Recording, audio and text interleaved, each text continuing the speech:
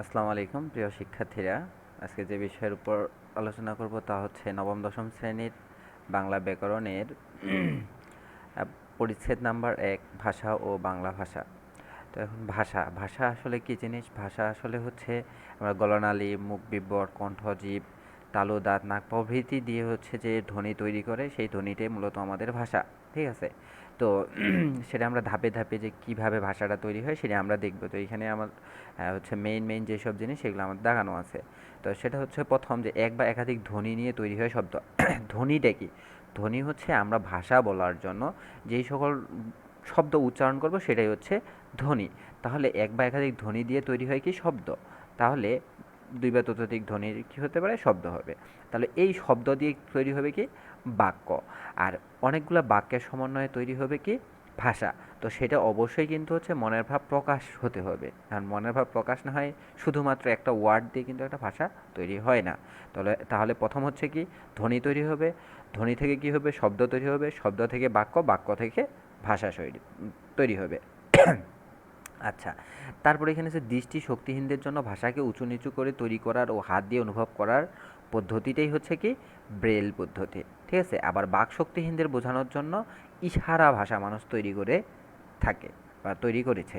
আচ্ছা, তারপর হচ্ছে পৃথিবীতে কয়েক হাজারের ভাষা জন্মেছে। পৃথিবীতে প্রধান ভাষাগুলোর মধ্যে চীন, ইংরেজি, হিন্দি, হিস্পানি, আরবি, বাংলা, পর্তুগিজ, রুশ, জাপানি, জার্মানি, কোরিয়ান, ফরাসি, তামিল, তুর্কি, উর্দু, ফরাসি প্রভৃতি ভাষা আছে। তো এর মধ্যে হচ্ছে একটা গুরুত্বপূর্ণ তথ্য, সেটা হচ্ছে বর্তমান পৃথিবীর সবথেকে বহুল ব্যবহৃত ভাষা হচ্ছে চীনা। বহুল ব্যবহৃত বলতে বহুল প্রচলিত ভাষা হচ্ছে চীনা। আচ্ছা, তারপর হচ্ছে বাংলা ভাষা আসি। যে বাঙালি জনগোষ্ঠী যে ভাষা দিয়ে তাদের মনের ভাব প্রকাশ করে তাই হচ্ছে বাংলা ভাষা। বাংলা ভাষার কথা বলে কত কোটি মানুষ? ৩০ কোটি মানুষ। এর মধ্যে বাংলাদেশে হচ্ছে ১৬ কোটি। তারপরে দ্বিতীয় হচ্ছে ভারতের পশ্চিমবঙ্গে, যেখানে হচ্ছে ১০ কোটি মানুষের ভাষা হচ্ছে বাংলা। তারপরে আছে কি ত্রিপুরা, আসাম, বিহার, ঝাড়খণ্ড, উড়িষ্যা সহ ভারতের অন্যান্য প্রদেশে প্রায় ৩ কোটি এবং পৃথিবীর বিভিন্ন দেশে আরও প্রায় ১ কোটি বাংলাভাষী মানুষ রয়েছে। মাতৃভাষী মোট জনসংখ্যার ভিত্তিতে বাংলা পৃথিবীর ষষ্ঠ বৃহত্তম ভাষা। তাহলে বর্তমান পৃথিবীতে হচ্ছে কি বাংলা ভাষার অবস্থান ষষ্ঠ। এটি বাংলাদেশের রাষ্ট্রভাষা, যেটা আমরা সবাই জানি। তখন এই যে ভাষাগুলো তৈরি হয়েছে, এই ভাষাগুলো বিভিন্ন রকম, যে বাংলা, ইংলিশ, আরবি, ফার্সি, এই ভাষাগুলো যে আছে এগুলো হচ্ছে এক একটা গ্রুপ থেকে আসছে, যেটাকে আমরা বলি পরিবার। এক একটা পরিবার থেকে এক একটা ভাষা এসছে, বা দুই তিনটা ভাষা এক একটা গ্রুপ থেকে বা একটা পরিবার থেকে এসছে। তো এখন এইখানে ভাষাগুলোর পরিবার কী কী আছে? ইন্দো ইউরোপীয়, চীনা, তিব্বতীয়, আফ্রিকীয়, সেমীয়, হেমীয়, দ্রাবিড়ীয়, অস্ট্রো এশীয় প্রভৃতি ভাষা পরিবার ভাগ করে থাকে। তাহলে এই ভাষাগুলো আমাদের পরিবারে ভাগে থাকে। তো এখন আসি ইন্দো ইউরোপীয় পরিবারের মধ্যে কী কী ভাষা আছে? ইংরেজি, জার্মান, ফরাসি, হিস্পানি, রুশ, পর্তুগিজ, ফার্সি, হিন্দি, উর্দু, নেপালি, সিংহলি প্রভৃতি ভাষার মতো বাংলা ভাষাও ইন্দো ইউরোপীয় ভাষার পরিবারের সদস্য। তাহলে বাংলা ভাষা কোন ভাষা পরিবারের সদস্য? ইন্দো ইউরোপীয়। বাংলা ভাষার নিকটতম আত্মীয় হচ্ছে আহমিয়া ও উড়িয়া। ঠিক আছে, এটা কিন্তু ইম্পর্টেন্ট। ধ্রুপদী ভাষা সংস্কৃত এবং পালির সঙ্গে বাংলা ভাষার রয়েছে ঘনিষ্ঠ সম্পর্ক। তাহলে হচ্ছে কি নিকটতম আত্মীয়কে অহমিয়া ও উড়িয়া, আর ধ্রুপদী ভাষা হচ্ছে সংস্কৃত আর পালির ভাষার সঙ্গে বাংলা ভাষার রয়েছে ঘনিষ্ঠ সম্পর্ক। তাহলে ধ্রুপদী ভাষা কী কী? সংস্কৃত এবং পালির ভাষা। আচ্ছা, তাহলে এই যে বাংলা ভাষাটা আসছে এটা কী কী ওয়েতে আসছে?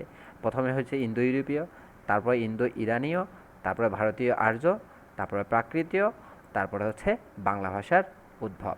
আচ্ছা, বাংলা ভাষার লিখিত রূপের প্রাচীনতম নিদর্শন, যে বাংলা ভাষা যে আসছে এটা প্রাচীনতম একটা হচ্ছে নিদর্শন আছে, সেই নিদর্শনটার নাম কি? চর্যাপদ। ঠিক আছে।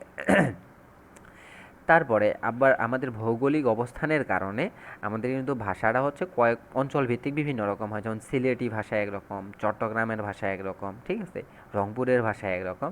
তো এটার উপর ভিত্তি করে যে ভাষা তৈরি করে সেটা বলা হয় ভাষার উপভাষা। ঠিক আছে। তারপর আসি বাংলা ভাষার নিজস্ব লিপি রয়েছে, সেই নিজস্ব লিপির নাম হচ্ছে বাংলা লিপি। বাংলা লিপিতে মূল বর্ণের সংখ্যা হচ্ছে কয়টি?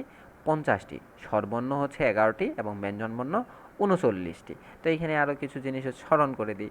সেটা হচ্ছে যে পূর্ণমাত্রার হচ্ছে 32টা অক্ষর বা বর্ণ, তারপরে হচ্ছে 8টা হচ্ছে অর্ধমাত্রা, আর বর্ণহীন হচ্ছে 10টা। প্রায় আড়াই বছর প্রায় 2500 আগে উপমহাদেশে ব্রাহ্মী লিপির জন্ম হয়। ব্রাহ্মী লিপির পূর্ব ভারতীয় শাখা দশম শতক নাগাদ কুটিল লিপি নামে পরিচিত লাভ করে। তাহলে আড়াই হাজার কোন লিপির জন্ম হয়? ব্রাহ্ম লিপি। ব্রাহ্মী লিপি হচ্ছে পূর্ব ভারতীয় শাখা দশম আর শতক নাগাদ কুটিল লিপি নামে পরিচিত ছিল। তারপরে আসি সংস্কৃত এবং মৈথিলি ভাষা একসময় এই লিপিতে লেখা হতো।